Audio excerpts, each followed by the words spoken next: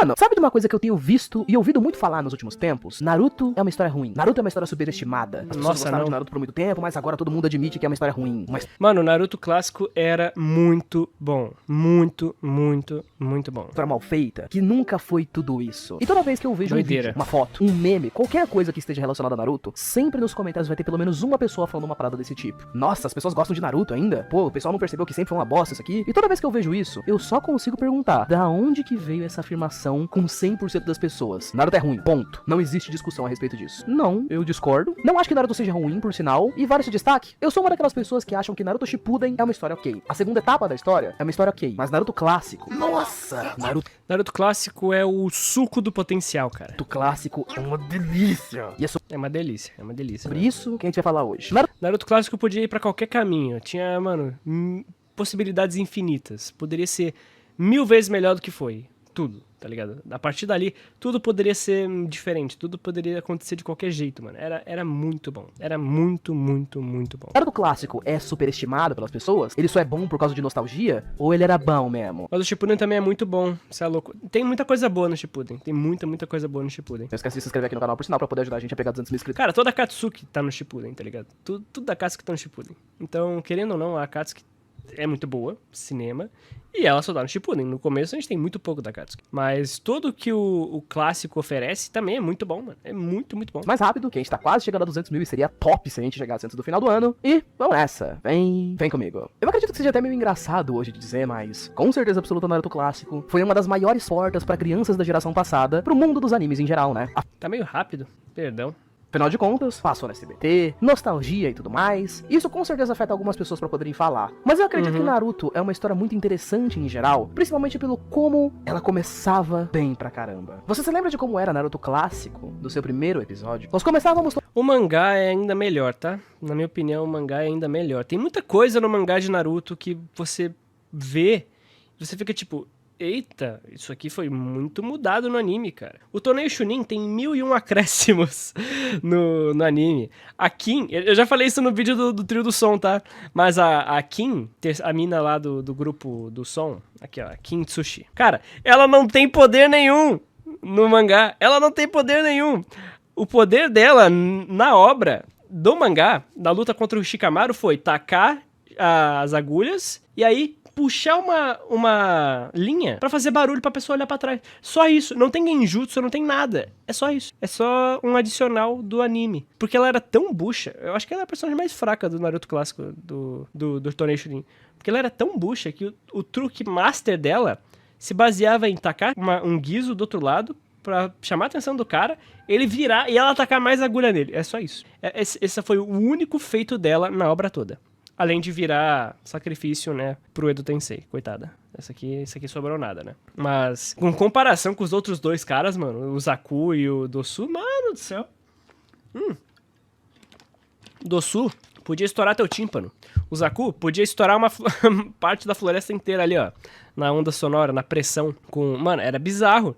Era bizarro. Mas outra parada muito louca, que eu nunca vejo ninguém falando sobre isso, cara. Ninguém falou sobre isso ainda. Que é... O Gaara não era tão forte assim. O Gaara não era tão forte assim. Ele era forte pra caralho. Pra caralho. Sempre foi, sempre vai ser ali no clássico, sempre. Mas, cara, se você for comparar em gênero, número e grau a diferença da luta no mangá, da luta dele contra o Rock Lee, no mangá e no anime, cara, você vai ver ele fazendo um tsunami de areia no torneio Chunin que não existe no mangá. Aquilo não existe no mangá. Sério mesmo, sério mesmo. Quando o Gaara começa a tomar dano... né, que é a partir desse momento aqui. Vou pôr uma musiquinha, peraí, só um segundo. Mas é tipo, ó, depois desse momento aqui, que rola a Lotus oculta e tudo mais, sabe? Essa parte aqui. Começa uma parada muito louca, que é o Gaara doidão. O Gaara endoidou, legal. Só que olha a diferença disso, na moral. A diferença do anime pro mangá é que quando ele começa a ficar doidão, que ele vai lá, lambe os beiços e começa a atacar areia pra tudo quanto é lado... Cara, não é uma fração. O anime, cara, é gigantesco. O mangá não é uma fração do anime. Olha isso! Não é nada demais, cara. Não é tão grande, não é tão grande. Mas olha só o tamanho disso. Tipo, não é nada demais, cara. É só uma mini rajada do tamanho do Lee. No anime, isso é gigante, cara. Isso é gigantesco. Parece que pega o cenário todo, parece que não tem como esquivar, tá ligado? Olha isso. O Rock Lee tanca até uma rajada, mas só isso. Só isso. Não é nem de perto o que foi no anime. Mano, o Gaara não tá tão OP quanto no anime. No anime, é outra coisa, mano. O que o anime fez nessa luta aqui foi, mano, uma adição fodida. Claro que, tipo assim, Gaara ainda é forte pra caramba e tal. Só que esse adicional na animação, cara, fez toda a diferença. Fez toda a diferença. E o Lee, não, o Lee realmente é um monstro, tanto no anime quanto no mangá. Isso aqui não tem o que dizer. O Lee no anime e no mangá é extremamente OP. Não mudou nada. Ó, ele dá o impulso, quebra todo o chão. Sim, quebra todo o chão. Levanta o Gaara na porrada. Pega o Gaara por cima lá. Igual, a areia vem tentando proteger. Mesma coisa. Aqui não mudou nada, não. O pau que ele toma também é bem parecido. É uma porradaria fodida. A sulheira é muito quebrada, né? Olha isso, mano. Mas o Gaara, ele foi bufado. Ele foi muito bufado no anime, tá? Bizarro demais. E o mais louco é que o Gaara termina a luta, tipo, tranquilão, né? Ele levanta e sai andando como se nada tivesse acontecido. Tá todo rachado, levanta e sai andando. Fora que o Lee nunca teve chance, né, mano? É, mano. Contra o Gaara só restava o churrascamento. Ninguém ganhava aquilo ali, não. Mesmo assim, ele foi extremamente bufado, hein? Não se esqueça, ele foi extremamente bufado. Voltando aqui, vou voltar aqui. Toda essa história sendo apresentados ao famoso mundo e universo dos ninjas, sendo apresentados a ideia da raposa de 9 caudas, de como ela teria sido selada dentro de um pequeno garoto que cresceu sendo excluído ali pela sociedade dos ninjas. Como um primeiro episódio em geral, Naruto fazia um trabalho excepcional em ambientar você em um mundo totalmente novo e diferente, te explicar de certa forma já o que era a Vila Oculta da Folha, o que era um Hokage, o que significava aquele título, o que era ser um ninja e por que isso era importante para personagens como Naruto, por exemplo, que eram excluídos por todos à sua volta e que queria muito se tornar um ninja. Não apenas um ninja, né, em geral, mas o maior de todos, para que as pessoas pudessem reconhecer que ele não era um fracassado em tudo. A história não começava apenas apresentando a gente ao personagem do Naruto em si, mas também criando um grande senso de empatia com o personagem. Já em um primeiro momento, Naruto era um personagem que tinha defeitos. O começo do Naruto é o melhor começo do Big Tree, tá? O começo de Naruto é melhor que o começo de Bleach e é melhor que o começo de One Piece. E é isso aí. Ele era arrogante, meio irritante, gritava pra tudo, pouquíssimo controlado em geral e bastante travesso. Mas também era um personagem que gostaria muito de se provar, fácil de se conectar e também muito carismático. O primeiro episódio era carregado de cenas emocionantes, tipo, vocês lembram daquela cena que o Naruto é o único que não passa no exame Genin? Aí tem aquela maldita cena de todo mundo comemorando ele lá triste no balanço. Quando o Iruka Sensei faz todo um discurso, dizendo que sim, ele era um ninja, ele era um Genin da Vila da Folha e que ele merecia aquilo como todos os outros, sendo de certa forma a primeira pessoa que reconheceu o Naruto como algo a mais do que só como a raposa demônio e tudo mais. Em um primeiro episódio de 25 minutos, Naruto já conseguia fazer com que você tivesse carisma pelo personagem. Você se emocionava, já dava pra chorar no primeiro episódio já. Com certeza absoluta esse episódio te prendia e fazia com que você tivesse vontade de seguir e assistir os próximos episódios pelo quão interessante parecia que aquilo ia ser. Eu vou falar pra vocês que apesar de serem muito interessantes a maioria dos animes shonen de porrada em geral, 90% desses animes eu sempre tive que assistir acompanhado de uma outra pessoa, porque apesar dessas obras serem boas, é muito raro que elas tenham um começo tão consistente e bacana assim. Naruto tem. E Naruto tem. Como Naruto teve. Muitas delas têm um começo que você se... Caraca, linkzinho... fatos. A gente não se interessa pela história, um começo meio chato, arrastado por aí vai, que você assiste os primeiros 2, 3, 5 episódios, e apesar de eles serem legaizinhos, você sempre fica com aquela sensação de que, tipo, você tem que ver porque tem algum amigo seu falando que depois vai ficar da hora. Mas no começo, a história ainda não te prendeu. Naruto? Não. Ele já começava nesse primeiro episódio e engatava com tudo. Naruto foi um começo muito bom, cara. Muito bom. O primeiro arco dos Zabuza é muito bom. Naruto se torna Genin, e nos próximos episódios vão sendo apresentados a mais e mais elementos legais daquele mundo. Acho que a única coisa ruim desse começo é o Konohamaru. De resto, cara, muito bom. Como o personagem do Sasuke, por exemplo, né? Que apesar do pessoal odiar muito... E a Sakura também é bem ruinzinha nesse começo. Ele hoje em dia, ele já foi um dos personagens mais populares da série, inclusive em muitos momentos mais popular que o Naruto. O personagem da Sakura, temos toda aquela coisa do clássico e lendário time 7, formado por Naruto, Sasuke, Sakura e o personagem do Kakashi, onde a gente tem todo aquele primeiro arco de prólogo, digamos assim, né? Deles fazendo a missão de pegar os guizos com Kakashi. Kakashi que nunca tinha aprovado nenhum aluno até o momento atual. E a amizade e laços que os três fazem ali chama a atenção do Kakashi, ele passa os três, eles partem para as primeiras missões deles e vão para uma primeira missão perigosa, quando a gente chega no primeiro arco da história, o arco da ponte da Terra das Ondas. Muito bom, tá? E nossa, pra um primeiro arco de uma história shonen, pensa como isso começava bem, cara. Nós tínhamos personagens interessantes, peso dramático, personagens como Cara, eu vou falar tudo isso no especial, tá? Nossa, vai ser muito bom. Zabuza e Haku, por exemplo, né? O famoso Zabuza, o demônio da névoa oculta. Que depois ele virou um meme, depois ele deixou de ser um meme. Hoje em dia eu só acho ele um personagem clássico, zica mesmo. Muito foda, muito foda. Muito foda. Genuinamente gosto muito de como o mundo de Naruto sempre foi construído com esses pequenos detalhes que chamavam a atenção, principalmente por coisas como as pequenas filosofias sendo colocadas pelos personagens. Naruto, Sasuke e Sakura, sendo pessoas que estavam começando ali no mundo dos ninjas em geral, né? E todo esse conceito tava apenas começando a ser criado por eles. Tipo, eles iam ser reconhecidos, e personagens como Naruto, por exemplo, acreditavam que ser um ninja é o cara que era mais forte. Mano, tem simbologia até nos primeiros caras que aparecem. Que é os irmãos demônios, sabe? Tem simbologia até nesses caras aí, cara. Até nos irmãos demônio, Gozu, Meizu, tem simbologia até neles. Até nesses aqui, ó. Calma aí, vou mostrar. Esses aqui. Esses dois aqui, cara. Esses dois aqui. Tem simbologia neles também. Tem, pior que tem, pior que tem. Que são os guardiões do submundo. Vou falar sobre isso no vídeo ainda. Cara, muito doideira, tá? Muito doideira. Esse começo é muito bom. E olha só... Plaf, tchau, Kakashi, aqui eu viro purê. Tome, Kakashi. Sobra nada. Nossa, cara. Gozu e Meizu. Esse aí, que nome bom, né? Ele ia proteger os outros, ele ia ser reconhecido pelos outros como um cara bacana, enquanto que personagens como Zabuza e Haku acreditavam que ninjas são ferramentas. Zabuza e Haku. O que Kishimoto quis dizer com esse casal aí, né, mano? O que Kishimoto quis dizer com isso? Usados pelos outros e que utilizavam os outros também. Outras pessoas, amizade, confiança, não valiam absolutamente nada. E, ironicamente, Zabuza e Haku são derrotados ali no primeiro arco, justamente pelos laços de amizade e camaradagem do Naruto, Sasuke, Sakura e Kakashi. A história... Sakura não fez nada. Nossa, Sakura fez absolutamente nada nesse arco. Absolutamente nada. Foi do começo ao final... carregada. Foi nada. É excepcional em te apresentar vários elementos dela, principalmente do segundo arco pra frente. Tem faculdade hoje, analista? Tem. Frente, que pra mim, a partir do momento onde Naruto chega no arco do exame Chunin, é onde ele se consolida como uma construção de mundo épica. A Sakura não quis intervir pra não humilhar. É foda. Ela defendeu o velho, ficou lá como escudo humano a obra toda e não fez nada. Ali naquele arco inteiro, não fez nada. Zabuza e Haku é fichinha se comparado às coisas de outros animes aí. Não, mas Zabuza e Haku é de boa. E onde Naruto clássico começa... Tem nada também, tá suave, não tem nada, tá ali. É uma história boa, cara, é um grupo bonito, é uma parceria bonita. Começa a virar aos poucos aquela obra-prima. O Zabuza é um gay, o Zabuza é um gay, mano. O Zabuza é gay. É interessantíssima, que vai dizer que não? Mano, na moral, tem só esse painel aqui, ó. Esse painel aqui... Quando eu tava relendo, eu fiz um opa! Que agora eu peguei no flagra. Agora eu descobri que o Zabuza gosta. Esse painel aqui, ó. Não é essa página, na real. Não é essa página. É a próxima. Essa aqui. Eu não quis marcar seu corpo perfeito, Sr. Zabuza. E além disso, o pescoço é muito menos muscular que o resto do corpo.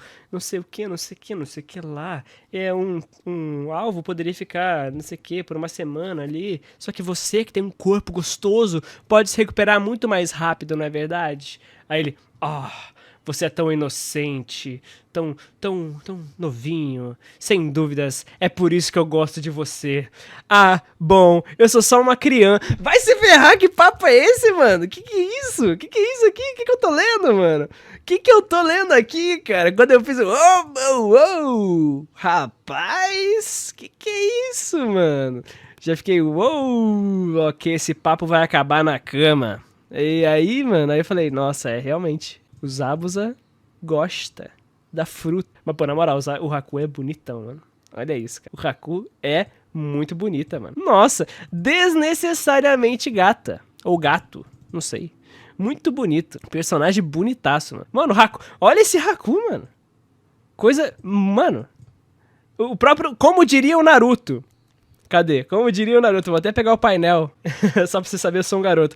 Sem chance! Ele é mais bonito que a Sakura! Ele é mais bonito que a Sakura, cara. Ele é mais bonito que a Sakura. Intancável.